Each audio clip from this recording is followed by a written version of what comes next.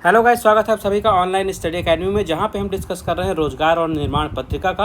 आज के इस वीडियो में हम कवर करेंगे 24 से लेकर 30 जुलाई 2023 का एडिशन। देखेंगे क्या कुछ इंपॉर्टेंट रहा इस हफ्ते में। इसके अलावा काफ़ी सारे इंपॉर्टेंट एमसीक्यू भी हैं, उन्हें भी कवर करेंगे। तो मेक श्योर वीडियो में लास्ट तक बने रहेगा। पसंद है तो लाइक करिएगा, लेकिन सबसे पहले अगर आपने अभी तक सब्सक्राइब नहीं किया है तो सब्सक्राइब करके बेल नोटिफिकेशन ऑन कर लीजिए।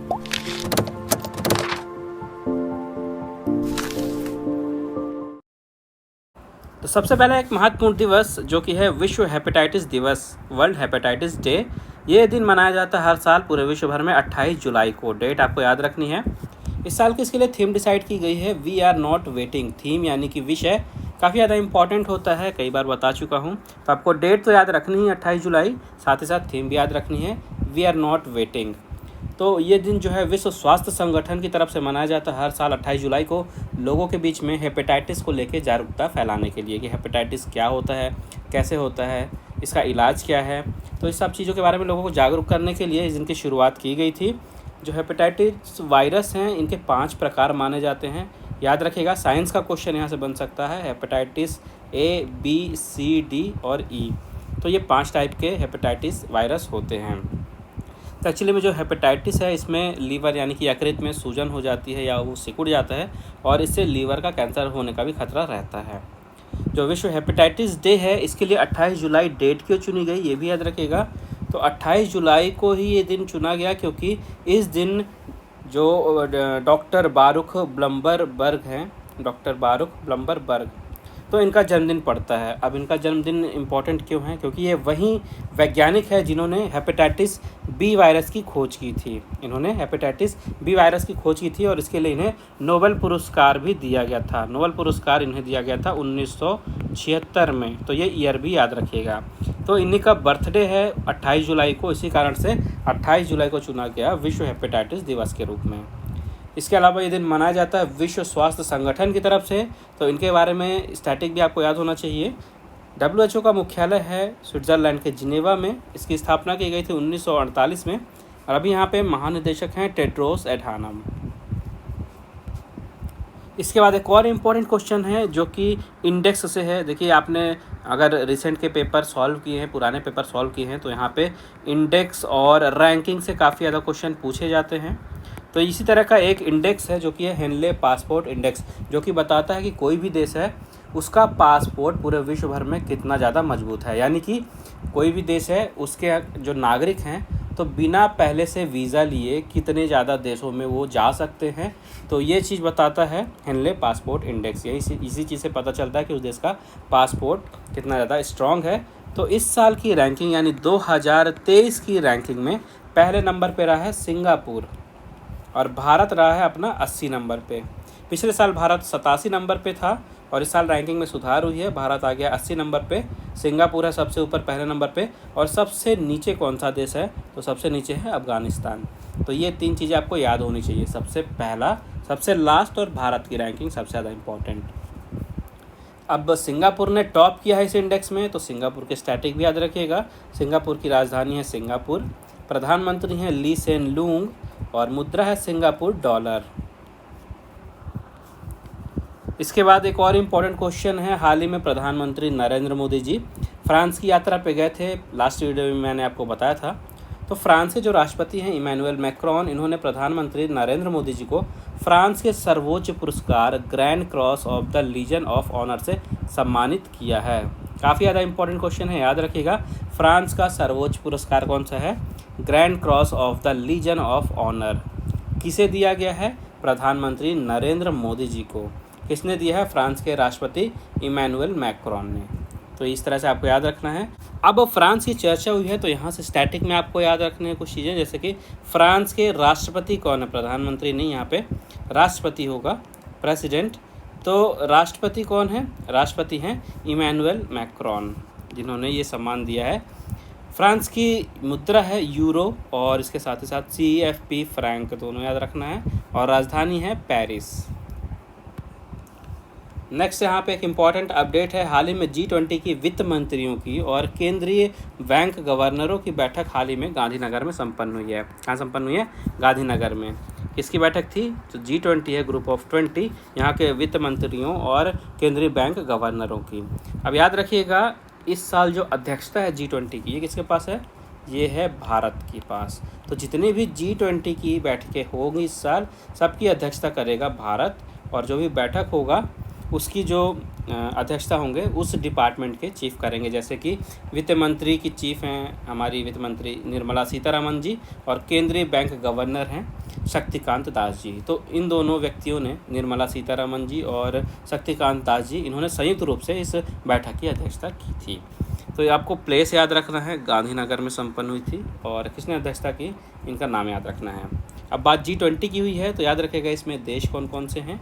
यह है G20 यानी ग्रुप ऑफ 20 कहा जाता है। इसमें आएगा अर्जेंटीना, ऑस्ट्रेलिया, ब्राज़ील, कनाडा, चीन, European union, France, Germany, Bharat, Indonesia, Italy, Japan, Mexico, रूस, सऊदी अरब, दक्षिण अफ्रीका, दक्षिण कोरिया, तुर्की, यूनाइटेड किंगडम और संयुक्त राज्य अमेरिका। तो यहाँ पे ये टोटल 20 हो गए मेंबर, तो G20 हो गया। एक पॉइंट और याद रखिएगा कि स्पेन जो है ये G20 का एक स्थायी और गैर सदस्य के रूप में इसको आमंत्रित किया जाता है हर साल। तो ये हर साल G20 के सम्मेलन में भाग लेता है स्पेन भी। इसके बाद कुछ स्पोर्ट्स से अपडेट है, ये देखिएगा। सबसे पहले विंबलडन 2023 का देखिए, जो लॉन टेनिस है इसके 4 मेजर ग्रैंड स्लैम कौन कौन से हैं, कई बार बता चुका हूँ। ऑस्ट्रेलियन ओपन, फ्रेंच ओपन, या इसे ही हम रोलैंड गैरोस के नाम से जानते हैं, ठीक है। और इसके बाद US ओपन और विंबलडन, ठीक है। तो अभी हाल ही में 2023 का विंबलडन हुआ है, जिसमें पुरुष एकल वर्ग के कार्लोस अल्काराज जीते हैं।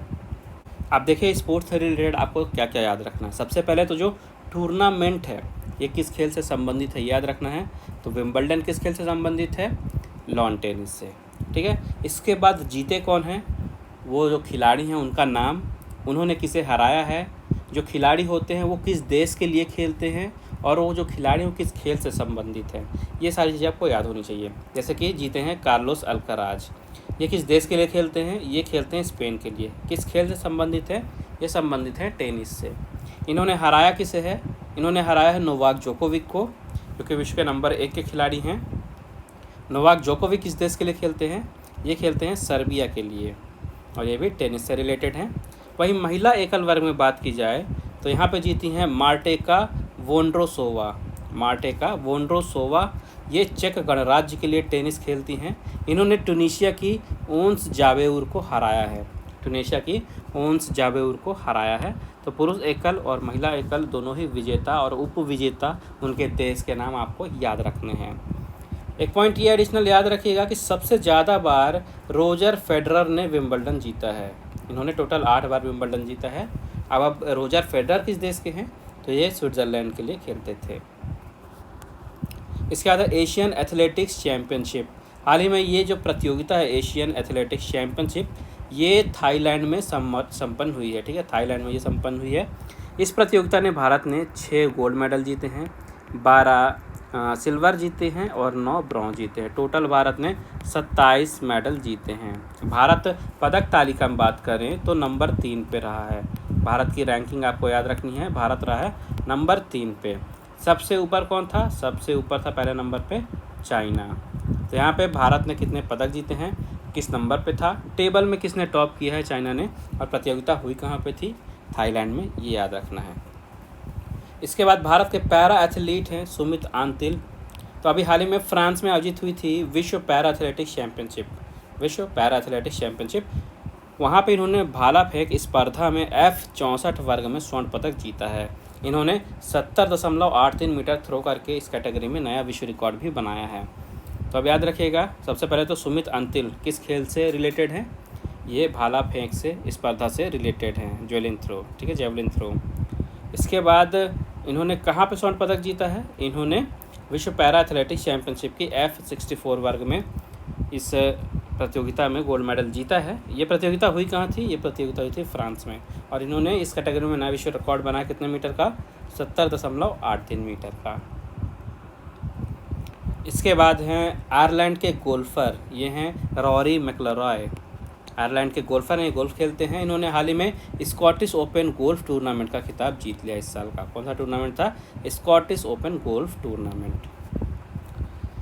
इसके बाद यहाँ पे है यूएस ओपन। अब ध्यान से सुनिएगा, अभी मैंने आपको बताया कि यूएस ओपन टेनिस का भी टूर्नामेंट होता है, लेकिन ये जो यूएस ओपन है ये टेनिस का नहीं है। ये किसका है? ये है बैडमिंटन का। तो हाल ही में इस साल का यूएस ओपन संपन्न हुआ है, जहाँ पे चाइना के बैडमिंटन खिलाड़ी हैं ये ली शी फेंग। तो इन्होंने पुरुष के एकल वर्ग का खिताब जीता है। ली शी फेंग ये चाइना के हैं, इन्होंने पुरुष एकल वर्ग का खिताब जीता है। अगर महिलाओं के वर्ग में बात की जाए तो थाईलैंड की हैं ये सुपनिदा कटेथोंग। सुपनिदा कटेथोंग इन्होंने महिला एकल वर्ग का खिताब जीता है। कौन सा टूर्नामेंट था? बैडमिंटन का यूएस ओपन। फिर यहाँ पे फार्मूला 1 रेस की बात की जाए तो इस साल इस सीरीज़ की अगली रेस हुई थी, जो कि थी ब्रिटिश ग्रैंड प्रिक्स 2023 का। F1 ब्रिटिश ग्रैंड प्रिक्स अभी हाल ही में संपन्न हुआ और इस रेस को जीता है मैक्स वर्स्टैपेन ने। मैक्स वर्स्टैपेन ये नीदरलैंड के फार्मूला 1 रेसर हैं और ये रेसिंग करते हैं रेडबुल के लिए। तो इन्होंने जीत लिया इस साल की F1 British grand prix race. इसके बाद क्रिकेट का टूर्नामेंट है दिलीप ट्रॉफी। कई बार क्वेश्चन पूछा जा चुका है कि दिलीप ट्रॉफी जो है किस खेल की एक प्रतियोगिता है। तो दिलीप ट्रॉफी याद रखिएगा, क्रिकेट की प्रतियोगिता है, भारत की घरेलू प्रतियोगिता है। तो इस साल के टूर्नामेंट में दक्षिण जोन ने पश्चिम जोन को फाइनल में हरा दिया है और इस साल का दिलीप ट्रॉफी जीत लिया है। ठीक है, दक्षिण जोन ने पश्चिम जोन को फाइनल में हरा के इस साल की प्रतियोगिता जीती है। इसके बाद है आईसीसी इंटरनेशनल क्रिकेट काउंसिल, जो कि all over the world cricket के लिए गवर्निंग बॉडी है। तो इन्होंने घोषणा की है कि आईसीसी के अब जितने भी टूर्नामेंट होंगे उसमें चाहे पुरुष की टीम हो चाहे महिलाओं की टीम हो, सबको समान पुरस्कार राशि दी जाएगी। पहले क्या होता था, पुरुषों को ज़्यादा पुरस्कार राशि दी जाती थी, उनके कंपैरिजन में महिलाओं की राशि कम होती थी। तो अब आईसीसी ने डिसाइड किया है कि आईसीसी के जितने भी टूर्नामेंट हैं उसमें दोनों ही वर्गों में समान पुरस्कार राशि दी जाएगी। आईसीसी की बात करते हैं, इसका फुल फॉर्म होता है इंटरनेशनल क्रिकेट काउंसिल। इसका मुख्यालय है दुबई में। स्थापना की गई थी इसकी 1909 में और यहाँ पे अध्यक्ष हैं अभी ग्रेग बार्कले। इसके बाद कुछ और करंट अफेयर देखते हैं। तो यहाँ पे देखिए, सबसे पहले है आईआईटी दिल्ली का नाम। तो आईआईटी दिल्ली का पहला परिसर स्थापित हुआ है आबू धाबी में। आबू धाबी का ये पहला परिसर होगा। तो इसके लिए शिक्षा मंत्रालय और आबू धाबी शिक्षा एवं ज्ञान विभाग तथा भारतीय प्रौद्योगिकी संस्थान दिल्ली के बीच में एक समझौता ज्ञापन पर हस्ताक्षर किया गया है, जिसके तहत संयुक्त अरब अमीरात के राष्ट्रपति जो हैं महामहिम शेख मोहम्मद बिन जायद अल नहयान और प्रधानमंत्री नरेंद्र मोदी जी की उपस्थिति में हस्ताक्षर किए गए हैं और आबू धाबी में आईआईटी दिल्ली का पहला परिसर जो है स्थापित किया जाएगा। फिर यहाँ पे है यूएन यूनाइटेड नेशन, संयुक्त राष्ट्र। यहाँ से रिलेटेड जो भी न्यूज़ है अपने आप में काफ़ी ज़्यादा इंपॉर्टेंट हो जाती है एग्ज़ाम के पॉइंट ऑफ व्यू से। तो हाल ही में भारत ने संयुक्त राष्ट्र में हिंदी भाषा के उपयोग को बढ़ावा देने के लिए 10 लाख अमेरिकी डॉलर का योगदान दिया है। याद रखिएगा, 10 लाख अमेरिकी डॉलर का योगदान दिया गया भारत की तरफ से संयुक्त राष्ट्र में हिंदी भाषा के बढ़ावा के लिए। तो यूएन में अभी प्रेजेंट में भारत की स्थायी प्रतिनिधि हैं सुश्री रुचिरा कंबोज। याद रखिएगा, रुचिरा कंबोज। तो इन्होंने यूएन में हिंदी भाषा के उपयोग के विस्तार के लिए संयुक्त राष्ट्र के वैश्विक संचार विभाग की अवर महासचिव जो हैं मेलिसा फ्लेमिंग, इनको ये चेक दिया है। तो अमाउंट याद रखना है और स्थायी प्रतिनिधि कौन है, रुचिरा कंबोज, इनका नाम याद रखना है। और कुछ और स्टैटिक पॉइंट हैं यूएन से हमेशा ही इम्पॉर्टेंट रहेंगे ये, जैसे कि इसका मुख्यालय न्यूयॉर्क में है। 193 सदस्य हैं। इसकी स्थापना की गई थी 1945 में और अभी फिर से महासचिव चुन लिए गए हैं एंटोनियो गुटेरेस। इसके बाद हैं केंद्रीय शिक्षा और कौशल विकास एवं उद्यमिता मंत्री, जो कि हैं श्री धर्मेंद्र प्रधान जी। इन्होंने नई दिल्ली में बैठक की, अभी हाल ही में बैठक की इन्होंने अपने ऑस्ट्रेलियाई समकक्ष ब्रेंडन ओकॉनर के साथ, जहाँ पे दोनों ही देशों के मंत्रियों ने ये डिस्कस किया गया कि दोनों देश जो है शिक्षा के क्षेत्र में और कौशल विकास के क्षेत्र में किस तरह से मिलकर आपसी सहयोग से काम कर सकते हैं, किस तरह से ज़्यादा से ज़्यादा एक दूसरे की हेल्प करके इस क्षेत्र में डेवलपमेंट ला सकते हैं। तो अब ऑस्ट्रेलिया की बात हुई है, तो ऑस्ट्रेलिया की राजधानी है कैनबेरा, प्रधानमंत्री हैं एंथनी एल्बनीज़ और मुद्रा है ऑस्ट्रेलियाई डॉलर। फिर यहाँ पे नासा से न्यूज़ है। तो हाल ही में जेम्स वेब स्पेस टेलीस्कोप की पहली वर्षगांठ मनाई गई है। अमेरिकी अंतरिक्ष एजेंसी है national aeronautics and space administration, जिसे शॉर्ट में नासा कहा जाता है। तो इन्होंने अभी हाल ही में अपने वेब टेलीस्कोप जिसका नाम है जेम्स वेब स्पेस टेलीस्कोप, इसकी पहली वर्षगांठ मनाई है। नासा का फुल फॉर्म याद रखिएगा, national aeronautics and space administration. इसका मुख्यालय वॉशिंगटन डीसी में। इसकी स्थापना की गई थी 1958 में और प्रशासक हैं बिल नेल्सन। फिर हैं प्रीति अगलायम, तो आईआईटी की पहली महिला डायरेक्टर बनी हैं। आईआईटी मद्रास की देखरेख में ये जांजीबार जो कि तंजानिया में है, वहाँ पे एक कैंपस बन रहा है और वहाँ का इन्हें डायरेक्टर बनाया गया है, प्रीति अगलायम को, और ये आईआईटी की पहली महिला डायरेक्टर बन गई हैं। फिर है गीता राव गुप्ता, ये एम्बेसडर एट लार्ज बनी हैं।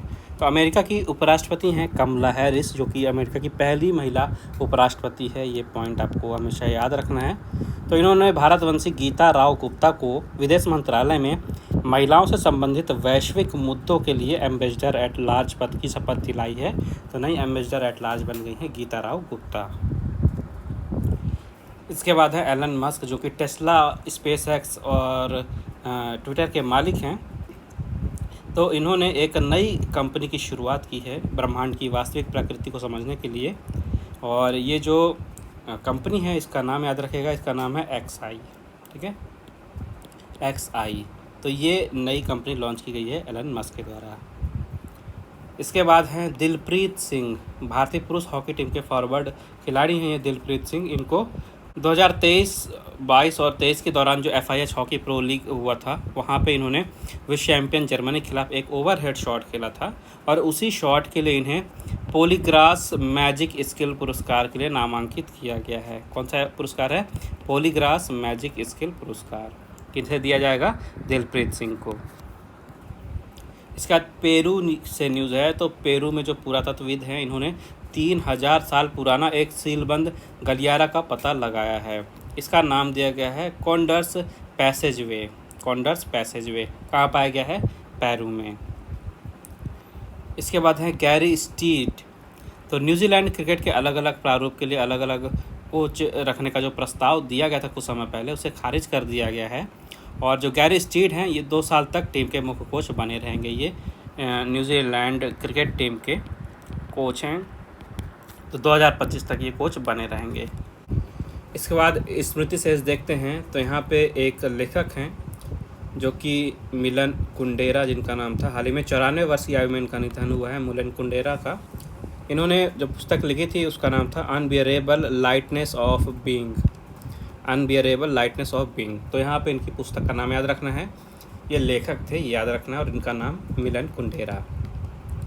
इसके बाद जो दूसरा विश्व युद्ध हुआ था, वहाँ पे ब्रिटेन और जापान दोनों की सेना में ही सेवा दिया था इन्होंने। हाल ही में इनका निधन हुआ है। इनका नाम है तांगखुल नगा। तांगखुल नगा हाल ही में मणिपुर में इनका 93 वर्ष की आयु में निधन हो गया। इन्होंने ब्रिटेन और जापान दोनों की ही सेना में अपनी सेवा दी थी। इसके बाद इम्पॉर्टेंट MCQ की तरफ देखते हैं। तो सबसे पहले स्पोर्ट्स से रिलेटेड क्वेश्चन है, तो इन्हें देख लेते हैं एक एक करके। जहाँ पे हमारा पहला क्वेश्चन है कि वर्ष 2020 में किस क्लब ने FIFA club world cup tournament जीता है? फीफा क्लब वर्ल्ड कप की बात हो रही है, फीफा वर्ल्ड कप की नहीं हो रही है। तो 2020 में ये प्रतियोगिता जीती है बायर्न मुनिक ने। फिर इंडोनेशिया ओपन 2023 में पुरुष एकल वर्ग के चैंपियन कौन बने हैं? चैंपियन बने विक्टर एक्सेल्सन। फिर इनमें से किस देश के नाम ICC के सभी टूर्नामेंट जीतने का रिकॉर्ड दर्ज है? तो ये है ऑस्ट्रेलिया। फिर अब वर्ष 2022 में विंबलडन में महिला एकल वर्ग की चैंपियन कौन बनी थी? चैंपियन बनी थी इलिना रिबकीना। फिर है याकने शोपमैन, ये किस देश की महिला हॉकी टीम के प्रमुख कोच हैं? तो ये कोच हैं भारत की हॉकी टीम की, महिला हॉकी टीम की बात हो रही है। फिर इस वर्ष किस खिलाड़ी ने विश्व शतरंज चैंपियनशिप जीती है? ये प्रतियोगिता जीती है इस साल डिंग लीरेन ने। फिर T20 अंतर्राष्ट्रीय क्रिकेट में शतक बनाने वाले पहले भारतीय बल्लेबाज कौन हैं? तो पहले भारतीय बल्लेबाज हैं सुरेश रैना। फिर है वनडे अंतर्राष्ट्रीय क्रिकेट में 10,000 रन बनाने वाले पहले बल्लेबाज कौन हैं? तो ये बल्लेबाज हैं सचिन तेंदुलकर। नेक्स्ट है महिला मुक्केबाज निकहत जरीन ने वर्ल्ड चैंपियनशिप में कितनी बार स्वर्ण पदक जीते हैं? तो इन्होंने 2 बार स्वर्ण पदक जीते हैं। नेक्स्ट इनमें से किस फुटबॉलर को फ्रांस की फुटबॉल टीम का नया कप्तान बनाया गया है? तो नए कप्तान बने हैं किलियन एम्बाप्पे। फिर है ऑल इंग्लैंड चैम्पियनशिप किस खेल से संबंधित एक प्रतियोगिता है? तो ये संबंधित है बैडमिंटन से। फिर इनमें से कौन सा देश इस वर्ष क्रिकेट एशिया कप में क्वालिफाई नहीं कर सका है? तो इस वर्ष संयुक्त अरब अमीरात यूएई क्वालिफाई नहीं कर पाया है। फिर वर्ष 2022 में किस देश ने सुल्तान जोहोर कप हॉकी प्रतियोगिता जीती थी? तो ये जीती थी भारत की टीम। फिर वर्ष 2000 में किस शहर में ओलंपिक खेल आयोजित किए गए थे? 2000 की बात हो रही है, तब आयोजित किए गए थे सिडनी में। नेक्स्ट है, इस वर्ष किस टेनिस खिलाड़ी ने बार्सिलोना ओपन का खिताब जीता है? तो इस वर्ष जीते हैं कार्लोस अल्कराज। फिर है वर्ष 2032 में किस देश में ओलंपिक खेलों का आयोजन होगा? 2032 की बात हो रही है, तो तब होंगे ऑस्ट्रेलिया में। फिर है महिला क्रिकेटर ग्रेस स्क्रीवंस, ये किस देश के खिलाड़ी हैं? तो ये क्रिकेट खेलती हैं इंग्लैंड के लिए। फिर हैं मेराज अहमद खान, ये किस खेल में भारत का प्रतिनिधित्व करते हैं? ये प्रतिनिधित्व करते हैं निशानेबाजी में। फिर इस वर्ष किस क्लब ने यूएफए यूरोपा लीग का खिताब जीता है? तो इस वर्ष जीती है सेविला की टीम। फिर इनमें से किस खिलाड़ी ने वनडे अंतर्राष्ट्रीय क्रिकेट में सबसे तेज शतक बनाया है? तो सबसे तेज शतक बनाया है एबी डिविलियर्स ने।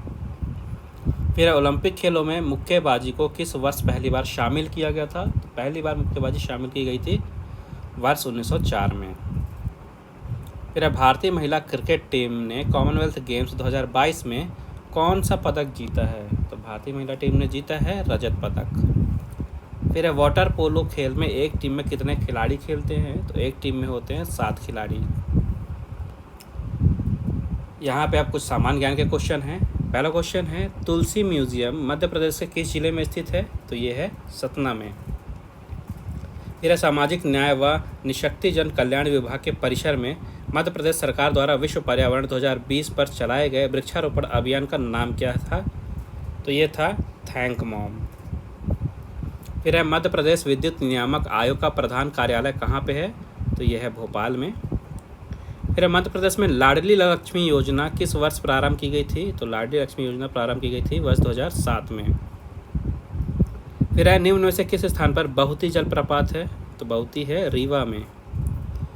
नेक्स्ट है, निम्न में से मध्य प्रदेश के किस पर्यटन स्थल पर स्थित चंपक बंगलो को इंटरनेशनल क्वालिटी सर्टिफिकेशन प्राप्त हुआ है? तो ये है पचमढ़ी में। फिर मध्य प्रदेश में जैविक महोत्सव का आयोजन कहाँ किया गया है? तो ये किया गया था इंदौर में। नेक्स्ट है, मध्य प्रदेश पुलिस के ई विवेचना ऐप को राष्ट्रीय डिजिटल इंडिया अवार्ड में कौन सा स्थान प्राप्त हुआ है? तो इसको पहला अवार्ड दिया गया था। ऐप का नाम था ई विवेचना ऐप। किससे संबंधित था? मध्य प्रदेश पुलिस से। फिर मध्य प्रदेश का सबसे बड़ा हर्बल गार्डन कहाँ पे बनाया जा रहा है? तो ये बनाया जा रहा है भोपाल में। फिर मध्य प्रदेश के किस जिले में जल मंदिर योजना की शुरुआत की गई है? तो यह है बुरहानपुर में। नेक्स्ट है, मध्य प्रदेश में खेलो इंडिया यूथ गेम्स 2023 का शुभारंभ कहाँ किया गया है? तो शुभारंभ किया गया है भोपाल में। फिर आयुष्मान कार्ड बनाने में 100% लक्ष्य हासिल करने वाला मध्य प्रदेश का पहला जिला कौन सा है? तो ये जिला है इंदौर। फिर देश का पहला जल स्तंभ मध्य प्रदेश के किस जिले में स्थापित किया जाएगा? ये स्थापित किया जाएगा उज्जैन में। फिर जबलपुर जिले के पद्मश्री विजेता श्री मुनीश्वर चंद्र डावर निम्न में से ये किस क्षेत्र से संबंधित हैं? तो ये संबंधित हैं चिकित्सा से। फिर है राष्ट्रीय खादी उत्सव 2023 का आयोजन किस शहर में किया गया है? तो आयोजन किया गया है भोपाल में। नेक्स्ट है, मध्य प्रदेश के पहले गिर गोवंश प्रोजेक्ट की शुरुआत कहाँ से की गई है? तो इससे शुरुआत की गई है मंदसौर से। फिर है मध्य प्रदेश में जो सांची गेट है इसकी प्रतिकृति का अनावरण अभी किस देश में किया गया है? तो किया गया है जर्मनी में। नेक्स्ट है, मध्य प्रदेश के किस जिले के श्री रमेश परमार और शांति परमार को कला के क्षेत्र में पद्मश्री सम्मान के लिए चयनित किया गया था? तो ये थे झाबुआ जिले के दोनों। फिर है, गोवंश में लंपी वायरस के नियंत्रण हेतु 100% टीकाकरण करने वाला मध्य प्रदेश का पहला जिला कौन सा है? तो ये जिला है बुरहानपुर। फिर मध्य प्रदेश का पहला बोन बैंक किस शहर में स्थापित किया जा रहा है? तो ये स्थापित किया जा रहा है इंदौर में। नेक्स्ट है, मध्य प्रदेश में पैसा एक्ट के तहत पैसा नियम को कब लागू किया गया है? तो लागू किया गया है 15 नवंबर 2022 में। इसके बाद जनरल इंग्लिश के कुछ क्वेश्चन हैं, इन्हें देख लेते हैं। तो सबसे पहले यहाँ पे आर्टिकल भरने हैं आपको, यानी ए एन और द, ये जो आपके आर्टिकल होते हैं तो यहाँ पे भरने हैं। पहला क्वेश्चन है Anita has dash pet dog of foreign brand. तो क्या आ जाएगा यहाँ पे आ जाएगा a, Anita has a pet dog of foreign brand. फिर है man is dash social animal. तो ये लाइन तो आपने कई बार सुनी भी होगी, तो man is a social animal. फिर है आई सॉ, यहाँ पे देखिए एक्सीडेंट है, ऐसे स्टार्ट हो रहा है तो यहाँ पे आ जाएगा an I saw an accident of a truck on the highway. Next है she needs dash kilogram of sugar. तो she needs a kilogram of sugar. Next है this is dash beautiful painting. तो यहाँ पे भी आएगा a, this is a beautiful painting. फिर यहाँ पे आपको प्रीपोजिशंस भरने हैं, जैसे कि ऑफ, फॉर, विथ, इन, ये सब जो आते हैं ये प्रीपोजिशंस कहलाते हैं। जैसे कि पहला क्वेश्चन है the front cover dash this book is white. तो क्या जाएगा, the front cover of this book is white. फिर है Reema searched her house for the lost book. ठीक है, फॉर द लॉस्ट बुक। फिर आएगा take your sister dash you to the school. तो यहाँ पे आ जाएगा with, take your sister with you to the school. फिर है it is always hot dash may June in Chandrapur. तो यहाँ पे आ जाएगा इन, तो it is always hot in May June in Chandrapur. Next है we can meet dash the cafe. तो यहाँ पे आ जाएगा एट, तो we can meet at the cafe. फिर यहाँ पे वर्ब हैं, इनके आपको करेक्ट फॉर्म भरने हैं। ऑप्शन में कुछ वर्ब दिए थे, ऑप्शन मैंने क्वेश्चन में नहीं लिखे हैं, आप पीडीएफ डाउनलोड करेंगे उसमें ऑप्शन मिल जाएगा। यहाँ पे मैं आपको सिर्फ राइट आंसर बता देता हूँ। तो जैसे पहला क्वेश्चन है Ramesh dash 2 projects on social issues this year. तो ऑप्शन में था has been submitted, has submitted, had submitted और सबमिटेड। तो यहाँ पे क्या आएगा, यहाँ पे आएगा has submitted. Ramesh has submitted 2 projects on social issues this year. Next, I dash onions at kitchen when he reached home yesterday. Option में था was chopping, had chopped, chopped, am chopping। तो क्या आ जाएगा, यहाँ पे आएगा was chopping, I was chopping onions at kitchen when he reached home yesterday. Next है she dash the final examination next week। यहाँ पे आएगा was take, will take, take, has taken. तो क्या आएगा, यहाँ पे आ जाएगा टेक, फ्यूचर की बात हो रही है तो she will take the final examination next week. Next है डू दे डैश तमिल। तो यहाँ पे देखिए काफ़ी सारे आ सकते हैं, स्पीक, राइट, अंडरस्टैंड, है ना। तो ऑप्शन में क्या क्या था उसके अकॉर्डिंग हम फिल करेंगे। ऑप्शन में था हैव अंडरस्टूड, अंडरस्टैंडिंग, अंडरस्टैंड और अंडरस्टूड। तो क्या आएगा, understand, do they understand Tamil. ठीक है, क्या भरेंगे, do they understand Tamil. Next है Seema dash this novel for 3 years। तो यहाँ पे आ जाएगा, ऑप्शन में था has read, has been reading, had been reading, is reading. तो यहाँ पे क्या आएगा, यहाँ पे आ जाएगा has been reading. Seema has been reading this novel for 3 days। अब नेक्स्ट देखिए वन वर्ड सब्स्टिट्यूशन है, यानी जो सेंटेंस दिया उसको हम एक शब्द में क्या बोलेंगे वो बताना है। तो सबसे पहले जैसे है a fear of the dark, तो उसे कहा जाता है निक्टोफोबिया। नेक्स्ट है one who walks on foot, तो उसे कहेंगे पेडेस्ट्रियन। फिर है one who is fond of collecting stamps, इन्हें कहा जाता है फिलैटलिस्ट। फिर है कंपल्सन टू टेल लाइज, तो इसे कहा जाता है माइथोमैनिया। लास्ट है government by a few powerful people, तो ऐसी गवर्नमेंट को कहा जाता है ओलिगार्की। तो आज के अंक में बस इतना ही। आई होप आपको वीडियो पसंद आई होगी। वीडियो यूज़फुल लगे तो प्लीज़ वीडियो को लाइक ज़रूर करिएगा, ज़्यादा से ज़्यादा शेयर कीजिए अपने दोस्तों के साथ, और अगर आपने अभी तक चैनल को सब्सक्राइब नहीं किया तो प्लीज़ सब्सक्राइब करके बेल आइकन दबा दीजिएगा, ताकि जैसे ही अगला प्रकाशित हो उसकी नोटिफिकेशन आपको मिल जाए। इसके अलावा चैनल पे प्रतियोगिता दर्पण के भी वीडियोज़ अवेलेबल हैं, उन्हें भी ज़रूर चेकआउट करिएगा। बताने की ज़रूरत नहीं है प्रतियोगिता दर्पण कितनी इंपॉर्टेंट है हर एक एग्ज़ाम के लिए। तो हर एक मंथ का विश्लेषण और एमसीक्यू अवेलेबल है, उसे ज़रूर चेकआउट करिएगा। और इसकी पीडीएफ आपको टेलीग्राम चैनल पे मिल जाएगी, वहाँ अपलोड हो चुकी है। टेलीग्राम की लिंक आपको इस वीडियो के डिस्क्रिप्शन में मिल जाएगी, जहाँ से आप ज्वाइन कर सकते हैं। वहाँ पे आपको daily vocab, current affair, GK, job का अलर्ट, न्यूज़पेपर, मैगजीन की पीडीएफ सब कुछ एक ही प्लेस पे अवेलेबल है। तो मेक श्योर उससे भी ज़रूर ज्वाइन करिएगा। बाकी मिलते हैं अगले अंक के प्रकाशन का नेक्स्ट वीडियो में, तब तक के लिए take care and thank you guys.